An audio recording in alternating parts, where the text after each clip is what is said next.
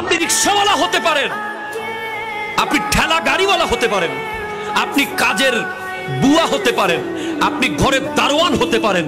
আপনি যদি মুমিন হয়ে যেতে পারেন, যেটা হওয়ার জন্য কোনো মাস্টার্স পাস করতে হয় না, যেটা হওয়ার জন্য পিএইচডি ডিগ্রি লাগে না, যেটা হওয়ার জন্য এমফিল করতে হয় না, যেটা হওয়ার জন্য ব্যারিস্টারির বার এট ল পড়তে হয় না। মুমিন হওয়ার জন্য আল্লাহর ভয় আর নবীর মোহাব্বত অন্তরে লাগে। ঠিক কিনা? জোরে কথা বলো। আর কিছু ক্রাইটেরিয়া ইসলাম বলে দিয়েছে। This is very significant. কে মুমিন কে? এখন যদি বলি হাত তুলো, অবশ্যই আমরা সবাই হাত তুলবো, তুলবো না? কারণ মুমিনের বিপরীত হলো মুনাফিক। কেউ নিজেকে মুনাফিক দাবি করতে পারে না, করবো না আমরা মুমিন। কিন্তু মুমিনের কি চরিত্র আছে আমার কাছে? আপনাকে যখন ইন্টারভিউ বোর্ডে ডাকবে, অফিসে সনদ দেখান কি কি পাস, আপনি পাট পাট পাট